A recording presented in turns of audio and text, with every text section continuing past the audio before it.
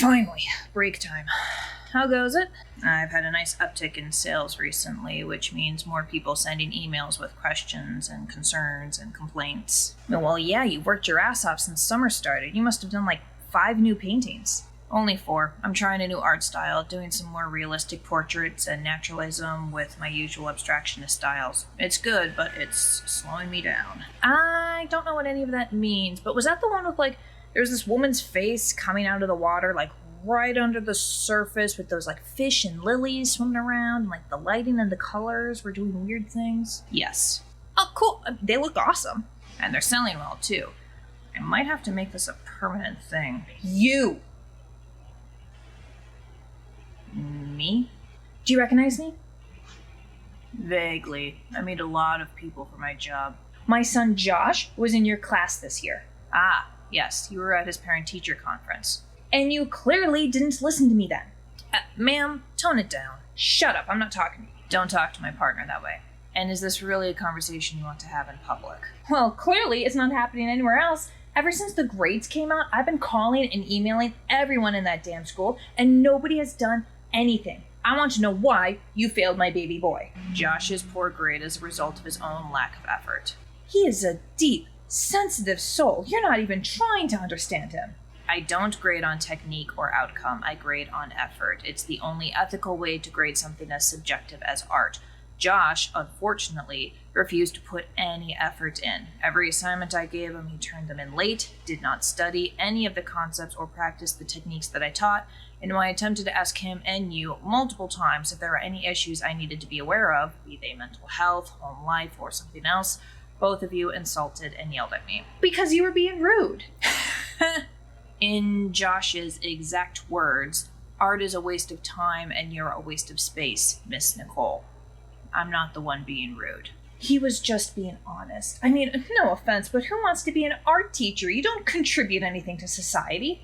Even if that were true, honesty is not an excuse for cruelty. He refused to put in the effort. Now he has an F. Not just one. You must have poisoned the other teachers against him. You're all out to get him. Josh has a poor report card because you've raised him to be an entitled brat who thinks breathing will earn him a 4.0 GPA. That's why he didn't do any assignments or study for tests, why he's a bully to teachers and students alike, and why he'll peak in high school and have a miserable adult life unless you put some serious effort into correcting his behavior now.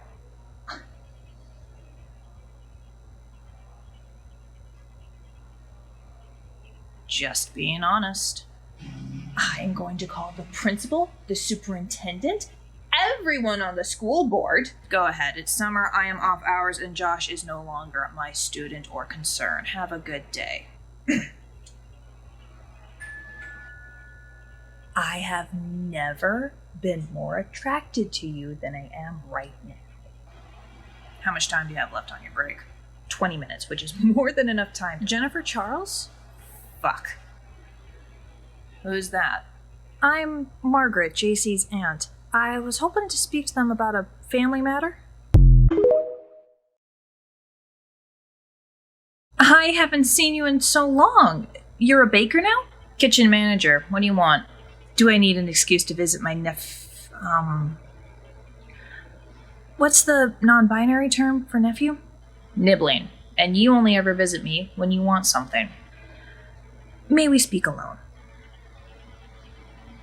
That's your decision, not hers. Ma'am, I don't need to be rude, but it is absolutely my decision. Nicole's my girlfriend. She can stay if she wants. She is aware of the whole drama. She was here when Uncle Henry showed up, trying to bully me into forgiving him for sending me to juvie instead of rehab, being a queerphobic asshole my whole life, sending me to a conversion camp. My husband has definitely made mistakes. So is my family. When I came out as bisexual, then sapphic, but they always apologize for them, and they've never caused true psychological harm. But you forgave their mistakes after they apologized.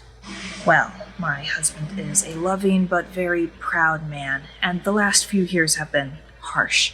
You know, he's been cut off from the whole family because he's an asshole. He's your family. He made my life hell.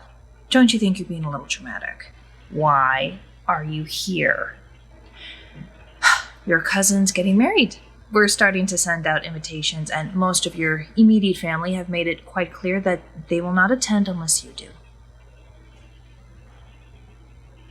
Uncle Henry's going? It's our son, so yes. Pass. I'm not asking for forgiveness, not immediately.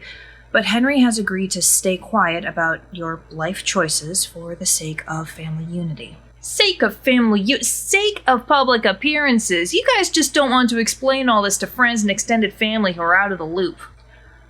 I just want what's best for you. Keeping all of this rage inside of you is not healthy. This is not rage. This is a healthy boundary to save future me from heartache and headache. You'll know when I feel rage. I seem to recall that you were willing to entertain the idea of forgiving him if he approached you with a sincere, groveling apology. Yeah, you know what? I'll even nix the groveling. He just wants you to be safe and healthy. Even if he's bad at showing it, he tries his best. Yeah, his best has cost me my self-esteem and several $1,000s worth of therapy bills, and I'm sure the same is true of your kids. Well, that's disappointing. I thought you'd be the bigger person. I will not compromise my health and well-being for your image or his comfort. Now either get some coffee or get out. It was nice seeing you. Is that why you haven't introduced me to your family? That is exactly why.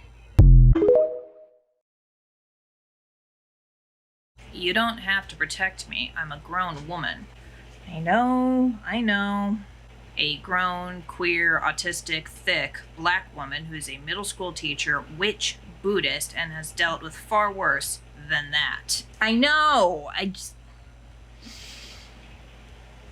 Your family is so fucking cool. Your parents are smart and educated and nice, and they judge me based on who I am, not what I am, and it is not the case for my relatives.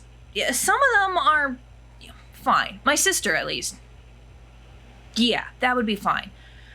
But almost everyone else, the ones that I still have some contact with, I don't want to put you in a position where you will be made to feel uncomfortable and less. Because that is what will happen, either on purpose or by accident.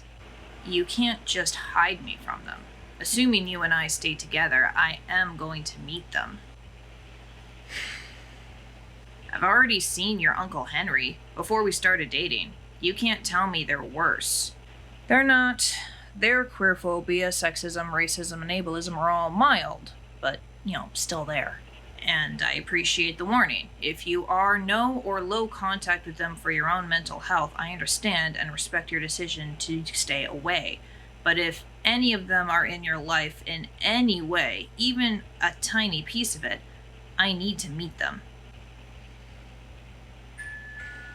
My break's over. I need to get back to work.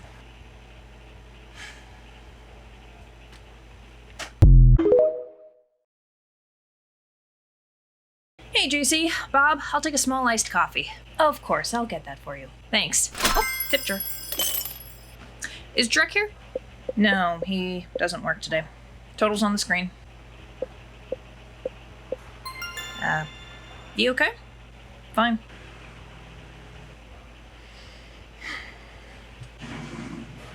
So, where's Nicole? She's usually glued to the comfy chair when she's not teaching or witchcrafting. She left. Must be a busy day. Have you and Janine introduced each other to your families? Not yet. That's a really big deal in werewolf culture. We don't do that unless you're pretty much engaged already. I assume vampire clans are similar. They are. But Janine was kicked out of her clan in the 1860s. Whoa, what? For being trans? No, she didn't come out as trans until a few decades later. Her expulsion was for being an abolitionist and fighting for the Union. Okay, that's a pretty good reason. Most vampires were Confederates. Indeed. Janine's clan, to my knowledge, was not part of the ultra-rich, plantation-owning elite that made up the upper echelons of society, both mortal and vampiric, but they did benefit from it and were employed by richer vampire clans. I believe at least one cousin of hers was a catcher or auctioneer or otherwise directly involved in that trade. I'm not entirely sure what enlightens Janine on the realities of racism and slavery, but when the Confederate States seceded, she did not hesitate to act. She left the South, bringing a few enslaved people with her to set free as soon as she crossed over to the North, and joined the Union. They've never forgiven her. Even after losing? And also the civil rights stuff? Never. They firmly believe in white vampiric superiority and loyalty to the clan above all things. Yeah, werewolves are kind of similar. What, the racism? No, the family above all things. Loyalty is number one. Dude, I've got almost 3 decades of trauma proving that family loyalty is shit. Obviously, if they're abusive or not looking after you, they betrayed you first, okay? Loyalty and support are supposed to go both ways, and if it's not there, yeah, you're right to get out. But if the pack is loyal to you, looks after you, and cares for you, then slavery. Loyalty is often an admirable trait, but it is very different from morality. I had to make the same decision. Had I chosen loyalty, I would still be a princess warlord, complicit and actively oppressing dwarves, goblins, and humans kidnapped from Earth to serve the Fae. In addition to the Iron Witch, the mortals called me the Hammer because I was that effective at putting down their revolts and rebellions through both curses and blood. Until I chose morality. Here's your iced coffee. Right. So... Wait, hold on, it's been 160 years. Janine's just had no one? I'm sure you've noticed that she is a very difficult person to get close to. Much of that is a survival mechanism. A clanless vampire has no friends, no allies, and is completely backlisted by all of vampiric and much of the rest of paranormal society. Thus, a clanless vampire is a dead vampire. Unless you are exceedingly skilled. Fuck a duck. So Ritu and I have mostly already met each other's families, perks of being Demi and Ace. Fuck off! Hey Janine, we're almost closed, but the espresso machine's still on. What's up? I got a couple of very interesting texts from Bob and Cyrus about a conversation you all had about me with Patrick, and how you may have broken his brain. Yeah, sorry. I was asking for advice on my own thing, and it kinda opened up a can of worms. Family issues? Yeah. You can make it up to me with a s'mores bar. What's the issue? Deal. Nicole wants to meet my family, even though I've told her how much they suck. I mean, they're not fought for the Confederacy levels of suck, but... well, maybe some of them would have been if they'd been born back then. How much contact do you have with your family? It depends on the person. About half are no contact, the rest are low. Well, I guess my sister could be upgraded to moderate, but that's mostly texting and making sure she's okay when she starts dating a new guy. Bob told us that you were completely cut out. Yes, well, vampire society is quite small, so we can't always avoid each other. But we do our best. That sucks. I did try to reconnect. In the 70s, after the Civil Rights and Fae Rights Acts had passed, and my own rage and feelings of betrayal had simmered to exhaustion, I tracked them to their new home and knocked on the door. My mother opened it. She slammed it back in my face. Later that week, I got a call from my brother saying that if I ever contacted them like that again, they would shoot me with silver bullets. That was before they found out I was trans. My uncle came here a while back to try to blackmail me into letting him back in. I threatened to beat him to death. Did it work? He's stayed away. His wife showed up. She's not phobic, just spineless. It's almost worse. Right? And I'm like, Nicole, babe, you really want to meet more of these people? Even if my clan were to reconcile with me, I would hesitate to introduce Patrick to them. Many of them claim that werewolves are little better than humans or mortals, essentially dogs.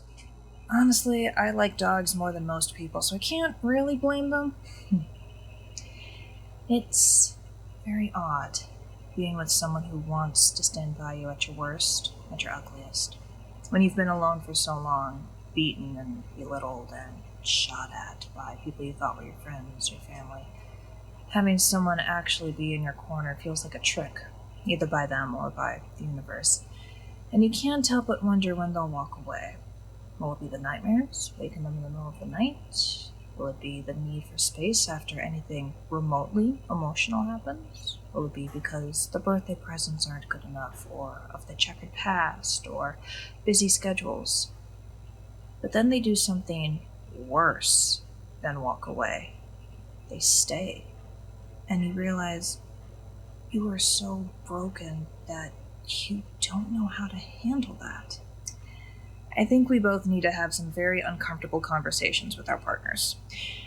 And our therapists. Oh yeah, definitely the therapists. I'm coming.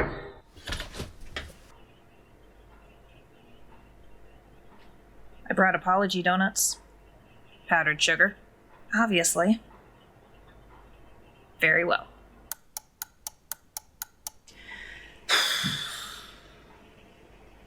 Are you sure you want to meet my family? They are, each and every one of them, a unique kind of asshole. I want to meet all of the people that you have chosen to keep in your life, just as you have met all of mine. Okay, we're not gonna do it all at once. I'm not taking you to that fucking wedding. Henry can rot, and so can his kids. They're all in the no contact zone. So we'll do this one at a time, starting with the most palatable and going to least. If at any point you want to stop, you've decided you've met enough of them, we pull the plug. That sounds like a plan. Same with you, by the way, if you decide they need to go from low contact to no contact. Deal. You should warn them ahead of time who and what I am. I've found that tends to limit the amount of scorn I get. All right, we'll start with my sister.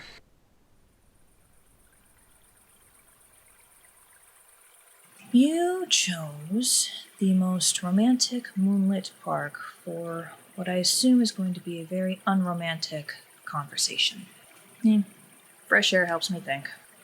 Careful not to get too much, you may tire yourself out. How much do you know about werewolf packs and culture? I admit, I only started looking into it after you and I got together. I didn't want to accidentally cause a faux pas.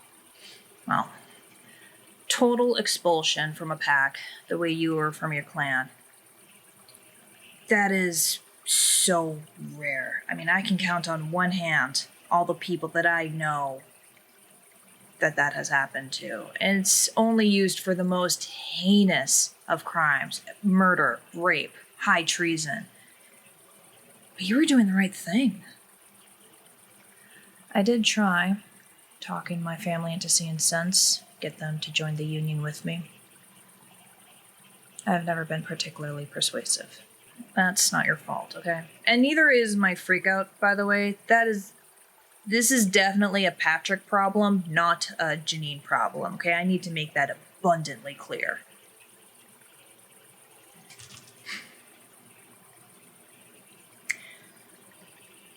I don't think I could have done that. Some people in my pack, they've already done some shady things, especially in war. I didn't like it. They look after me, I look after them. They've never hurt anyone in the family or pack. That's what matters. So if they did something truly terrible, like if my whole pack decided that they were going to be on board with slavery and genocide the way your clan did, I don't think I could have walked away. Never mind actively turn around, fight, and try to stop them. I'd have hated myself for it, but I'd have stayed. I am in awe that you had the guts and moral backbone to leave and stay gone. I mean, I knew you had balls of steel, but Jesus. Used to. One of the reasons I opted for bottom surgery, they were too heavy.